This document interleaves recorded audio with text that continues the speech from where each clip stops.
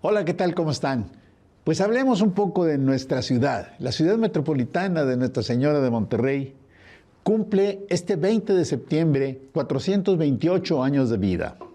Veamos algunos aspectos importantes y el cambio que han tenido.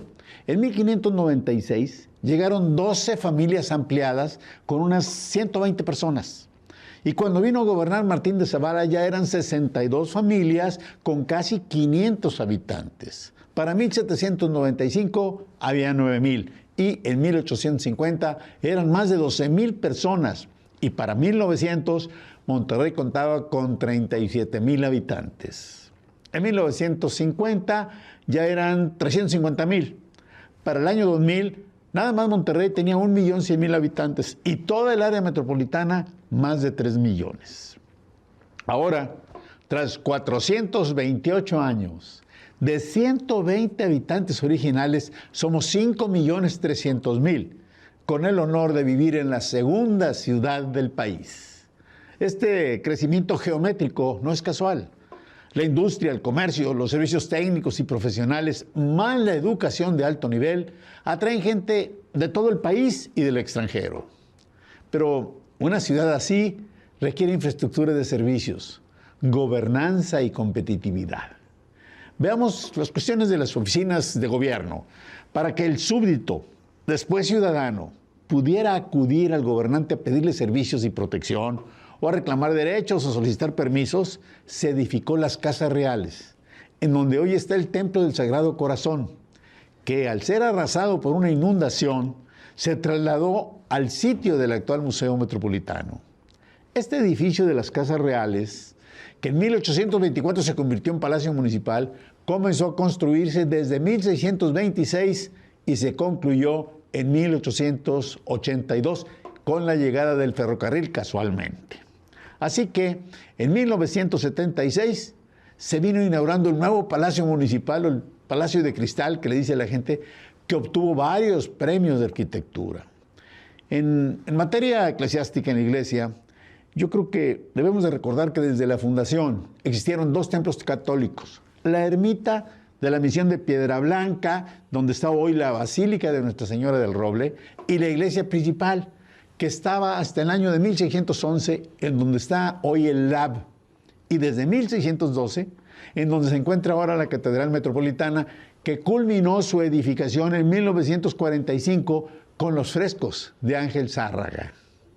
Así, hoy día existen unos 400 templos en el área metropolitana de 37 denominaciones cristianas, una sinagoga judía, una mezquita musulmana y algunos centros de meditación orientales. Es decir, tenemos templos para la atención espiritual de toda la población metropolitana. Hablemos también de las casas, de la vivienda, porque vaya que las viviendas han evolucionado.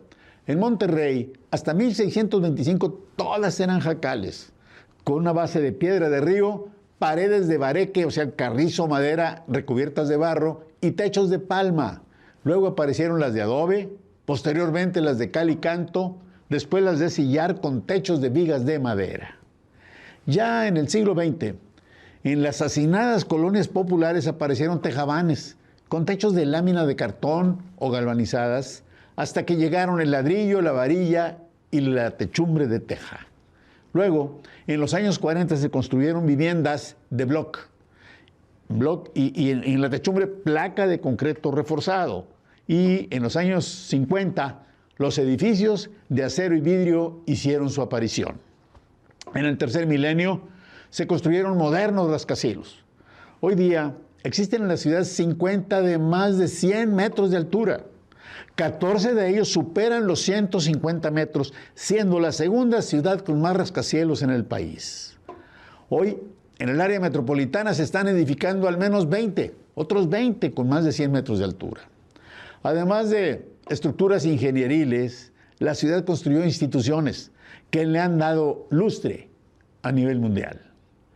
¿Cómo andamos en salud? Bueno, pues hasta 1859 los hospitales eran administrados por la Iglesia y solo había 2 tipos de hospitales: los lazaretos para víctimas de enfermedades infecciosas y los hospitales de sangre para militares y ciudadanos heridos por las guerras.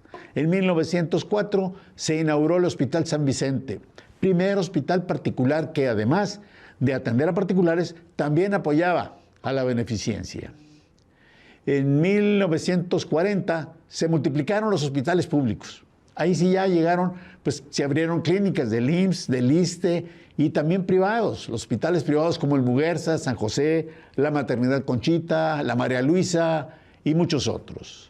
Ahora tenemos cerca de 100 hospitales en el área metropolitana y más de 500 unidades médicas. Monterrey es tal vez la ciudad con mejores servicios médicos de México, naciendo por ello una nueva actividad económica, el turismo de salud.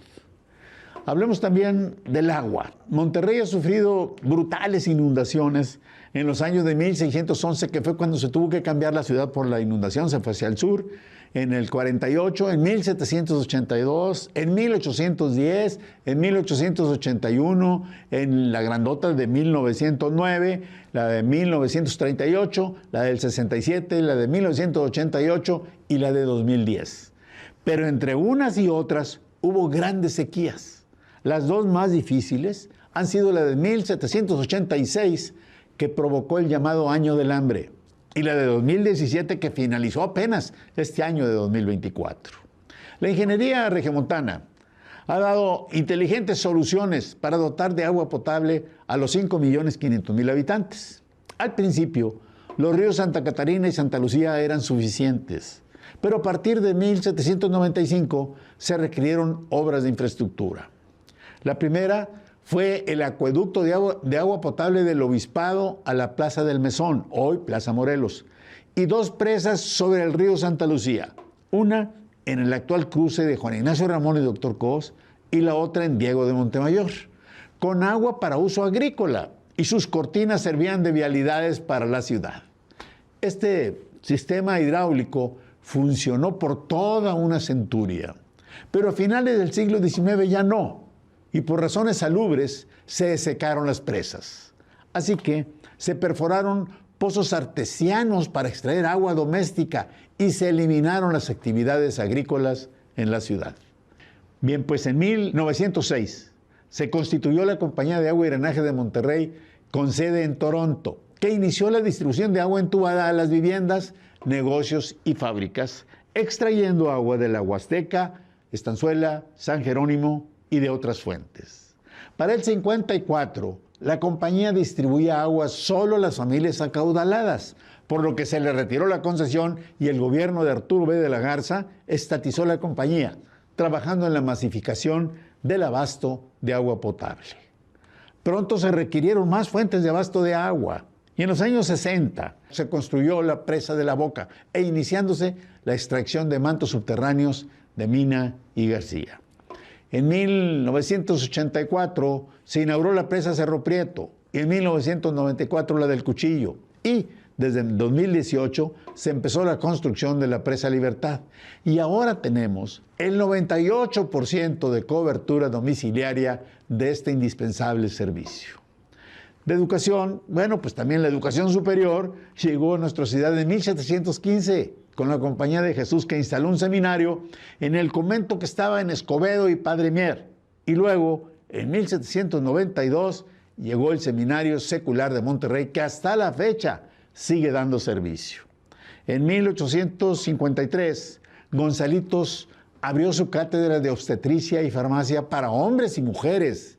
Ojo con eso, porque es una de las primeras en el mundo con este asunto. Se aceptaban mujeres. El Colegio Civil abrió en 1859 la primera universidad pública de la entidad. Después nació en el 33 la actual Universidad Autónoma de Nuevo León, que hoy instruye a más de 230,000 estudiantes.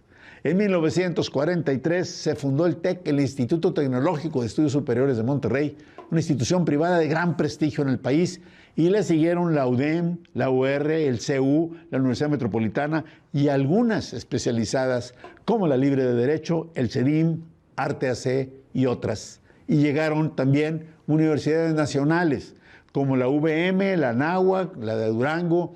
Y en el área metropolitana, podemos decir, hay unas 200 instituciones de educación superior.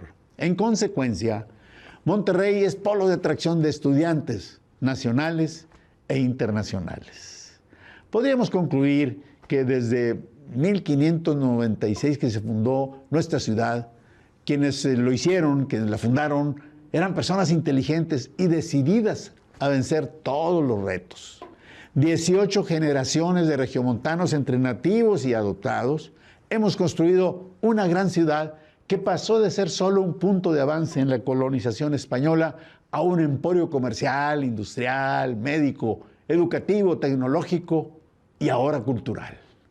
Nuestro Monterrey cumple 428 años de vida e historia, de triunfos, tropiezos, risas y sollozos. Tenemos que celebrar, porque esta ciudad sabe que el progreso no es accidente. Para conseguirlo, se debe colocar la lámpara del pasado iluminando la entrada del futuro. Hagámoslo, aprendamos del pasado para seguir siendo modelo de progreso y solución de problemas, porque todos somos esta gran ciudad. ¡Felicidades!